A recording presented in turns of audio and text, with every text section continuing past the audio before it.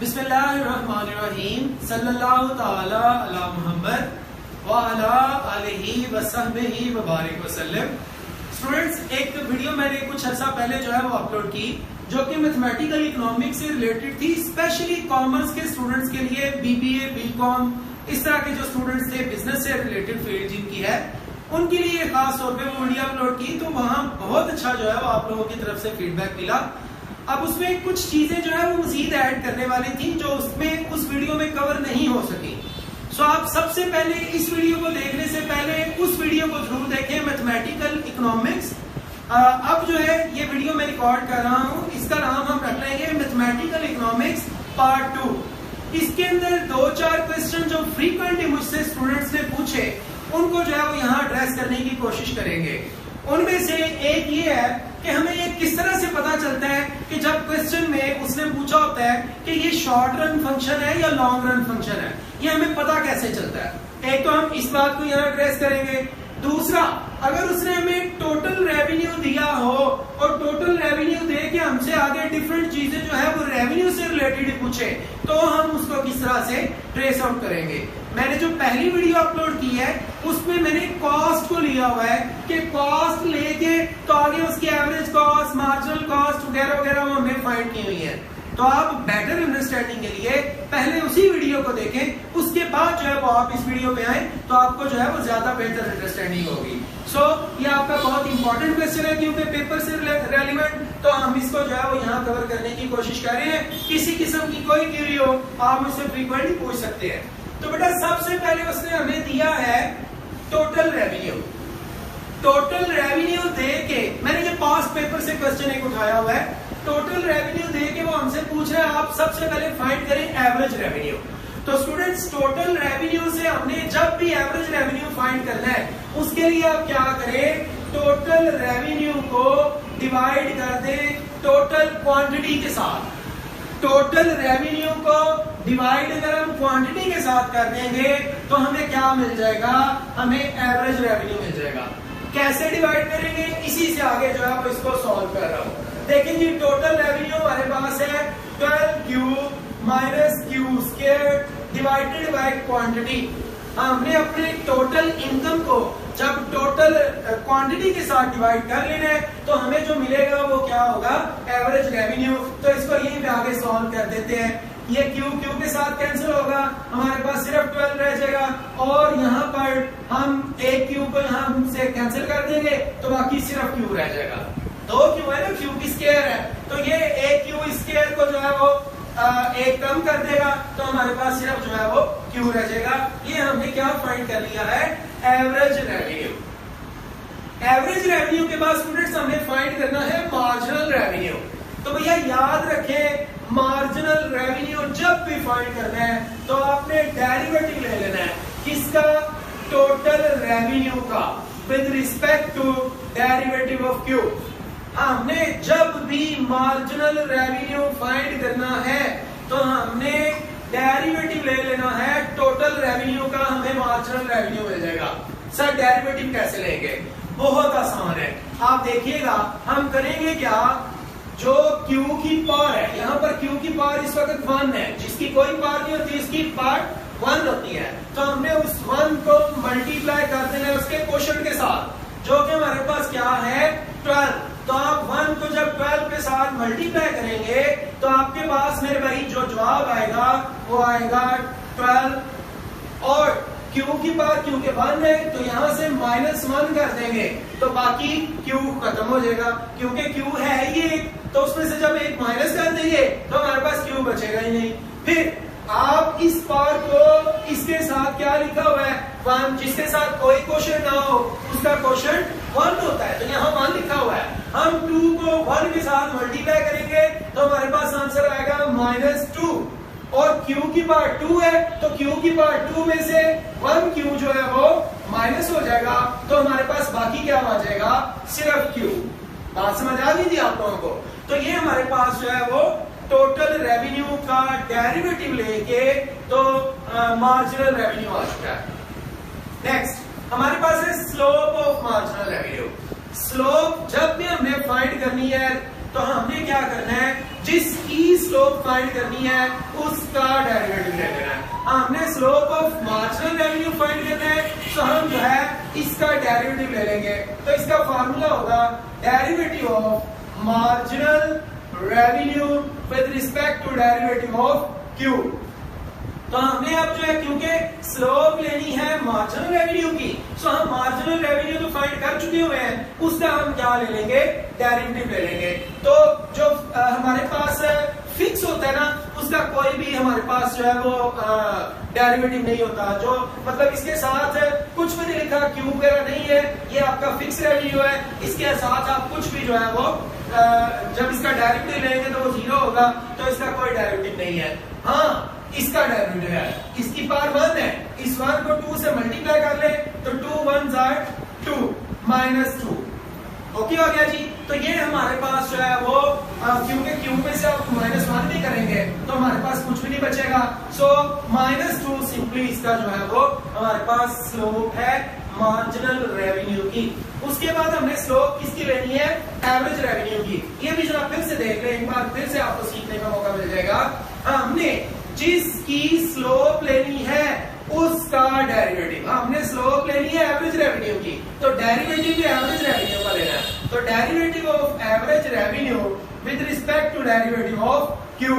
तो मेरे भाई हमारे पास जो है वो इस वक्त ये है एवरेज रेवेन्यू, तो हमने एवरेज रेवेन्यू का जो है वो स्लोप लेनी है। तो एवरेज रेवेन्यू क्योंकि ये वाला हमने जवाब निकाला है, तो ये फिक्स है, इसका टर्म का कोई भी डेरिवेटिव नहीं होगा, वो 0 है, उसको लिखने की जरूरत नहीं। हाँ, इसकी पावर कितनी है, 1, इसके साथ क्या लिखा है 1, तो 1 को 1 से मल्टीप्लाई करें तो आपके पास क्या आएगा 1, और जब क्यू में से 1 माइनस करेंगे तो क्यू है ही क्योंकि 1, तो हमारे पास बाकी क्यू बचेगा ही नहीं। तो यही जो है ये हमारा जो है वो डेरिवेटिव होगा किसका, एवरेज रेवेन्यू का। तो हमारी एवरेज रेवेन्यू की स्लोप जो है वो 1 है और मार्जिनल रेवेन्यू की स्लोप जो है वो 2 है। तो ये हमारे पास जो है वो जी -1, गुड। तो हमारे पास जो है वो इस तरह से क्वेश्चन जो है मुकम्मल हो गया। जो उसने हमें पास पेपर में ये 4 चीजें पूछी थी टोटल रेवेन्यू देके, तो बाकी चीजें किस तरह फाइंड करते हैं वो उसने बता दिया। हाँ, कभी कभार ऐसे भी हो सकता है कि वो आपको क्या कर सकता है जनाब, क्वांटिटी दे सकता है और प्राइस दे सकता है। आपको अगर वो क्वांटिटी दे और साथ में दे दे प्राइस, या फर्ज कर ले वो आपको सिर्फ और सिर्फ जो है वो प्राइस दे दे, उसने एक प्राइस दे दी, कुछ भी प्राइस हो सकती है, उसने हमें प्राइस दी और प्राइस दे के उसने कहा ये सारी चीजें फाइंड करो, तो फिर क्या करेंगे, सुनिएगा दोबारा। उसने हमें दी प्राइस, प्राइस दे के तो उसने कहा फाइंड क्या करें, एवरेज रेवेन्यू, मार्जिनल रेवेन्यू, ये सारी चीजें। तो प्राइस से हम किस तरह से फाइंड करेंगे जी, ले जी प्राइस हमारे पास है, हम इस प्राइस को क्या करेंगे, क्वांटिटी से मल्टीप्लाई करेंगे। जब प्राइस को क्वांटिटी से मल्टीप्लाई करें तो हमारे पास टोटल रेवेन्यू निकल आता है, और जब टोटल रेवेन्यू निकल आएगा तो ये चारों चीजें फिर से हम फाइंड करने के काबिल हो जाएंगे। तो आपके पास कुछ भी उसने प्राइस दी हो, आप उस प्राइस को क्वांटिटी से मल्टीप्लाई कर लें, क्वांटिटी से मल्टीप्लाई करेंगे प्राइस को तो आपके पास जो है वो टोटल रेवेन्यू आ जाएगा। टोटल रेवेन्यू आ जाए तो आप ये वाली सारी चीजें फिर से फाइंड कर सकते हैं। ये था कुछ इससे रिलेटेड। इंशाल्लाह अगर मौका मिला कोई और वीडियो बनानी पड़ी तो उसमें इंशाल्लाह मैं ये वाला काम भी आपके लिए सॉल्व कर दूंगा। अभी मूव करते हैं अपने फर्दर, जो बड़ा ही इंपॉर्टेंट बार बार स्टूडेंट्स जो है वो पूछ रहे थे और मैंने उसको रेड पॉइंटर से हाईलाइट भी कर दिया है ताकि ये हमें याद रहे, हमने इस पे स्पेसिफिकली बात जो है वो करनी है। तो बेटा इसमें सबसे पहले उसने हमें टोटल कॉस्ट दी है, टोटल कॉस्ट देके मैं कह रहा हूं फाइंड क्या करें, मार्जिनल कॉस्ट। तो भैया टोटल कॉस्ट से मार्जिनल कॉस्ट फाइंड करने के लिए हमने मार्जिनल कॉस्ट का डेरिवेटिव ले लेना है। जिस तरह यहाँ टोटल रेवेन्यू से मार्जिनल रेवेन्यू फाइंड करने के लिए मार्जिनल कॉस्ट का टोटल कॉस्ट का डेरिवेटिव लिया था बिल्कुल, और रेवेन्यू का डेरिवेटिव लिया था बिल्कुल इसी तरह यहाँ, क्योंकि कॉस्ट की बात हो रही है, यहाँ रेवेन्यू की बात नहीं हो रही, ये ध्यान में रखिएगा। तो अब जो है हम इसको कैसे सॉल्व करेंगे देखिएगा जरा। मैंने खास तौर पे इस पे बात करनी है, इसलिए मैं इसको जरा सम अप जल्दी से करूंगा। इसको डिटेल से समझने के लिए वीडियो नंबर 1 जो है आपके मैथमेटिकल इकोनॉमिक्स की, आप उसको देख सकते हैं मेरे चैनल से। जी भैया, तो मार्जिनल कॉस्ट ये हम कैसे फाइंड करेंगे, मार्जिनल कॉस्ट फाइंड करने के लिए हमने डेरिवेटिव लेना है। किसका डेरिवेटिव? टोटल कॉस्ट का with respect to derivative of Q. ये हमारे पास जो है वो जनाब इसका फार्मूला है। अब हम इसको सॉल्व करते हैं। हम किस तरह इसको फाइंड करेंगे? ये हमारे पास टोटल कॉस्ट है। तो भाई टोटल कॉस्ट ये हमारे पास फिक्स कॉस्ट है। फिक्स कॉस्ट का डेरिवेटिव 0 होता है, छोड़ दें। इसको आगे सॉल्व करना है। तो हमारे पास जनाब इसकी पावर 1 है। 15 को 1 से मल्टीप्लाई करें तो आपके पास जो है वो आंसर आ जाएगा 15 ही, और क्यू में से 1 माइनस होगा तो बाकी क्यू वैसे ही खत्म हो जाएगा। फिर उसके बाद 2 को 2 से मल्टीप्लाई करेंगे। 2 2s are 4। इसकी पावर को इसके क्वोशिएंट से मल्टीप्लाई किया, आंसर आया 4। और जनाब फिर हमने क्या किया? क्यू में से एक क्यू माइनस किया तो बाकी खाली क्यू रह गया। फिर उसके बाद 3 3s are 9। इस 3 को इस 3 से मल्टीप्लाई किया। 3 3s are 9 प्लस 9, और Q की पावर जो है वो 3 है।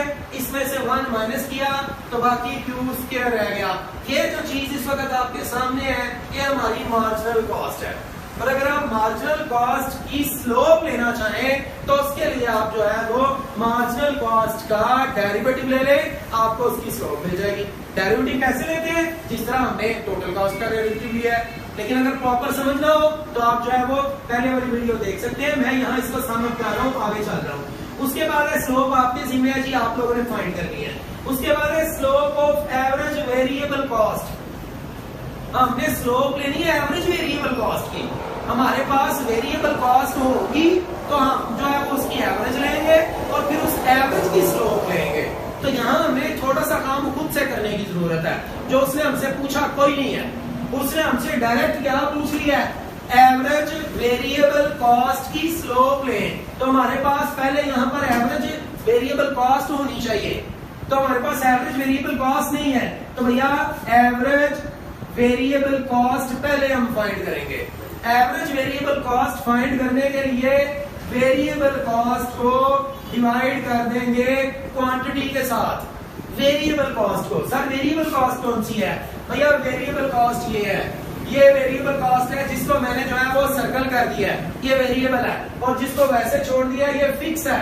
फिक्स कॉस्ट के साथ कोई भी जो है वो वेरिएबल नहीं होता, ABC में से कुछ भी नहीं लिखा होता। मुख्तसर ये बात। तो बहरहाल हमने एवरेज वेरिएबल कॉस्ट पहले फाइंड करनी है।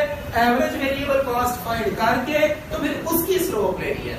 तो हम एवरेज वेरिएबल कॉस्ट फाइंड करते हैं। वो कैसे जनाब? ये वेरिएबल कॉस्ट है, इस वेरिएबल कॉस्ट को क्वांटिटी में डिवाइड कर देते हैं। ले मेरे भाई 15Q minus 2Q square plus 3Q का क्यूब, और इसको हमने Q से डिवाइड कर दिया क्वांटिटी से, तो हमारे पास एवरेज वेरिएबल कॉस्ट आएगी। क्या जवाब आएगा जनाब? हमारे पास जवाब आएगा यहाँ पर 15 माइनस 2Q प्लस 3Q ये खत्म हो गया। अच्छा ये क्यूब था, सॉरी, तो ये आ गया स्क्वायर। ये हमारे पास जनाब अली क्या आ चुका है? Average variable cost. अब हमने इसकी स्लोप फाइंड करनी है जो उसने हमें पेपर में मांगी है। तो इसकी स्लोप फाइंड करने के लिए आप इसका क्या ले ले? डेरिवेटिव ले ले, तो आपको इसकी स्लोप भी मिल जाएगी। अगर इसको सीखना हो तो आप जो है वो मूव कर सकते हैं। मेरी फिर से मैं आपको उसी वीडियो का हवाला दे रहा हूँ। पर अब वो पॉइंट है जिसके लिए स्टूडेंट्स जो है वो बार बार मैसेज कर रहे थे कि सर ये हमें कैसे पता चलता है कि हमारे पास जो है ये शॉर्ट रन फंक्शन है या कि लॉन्ग रन फंक्शन है।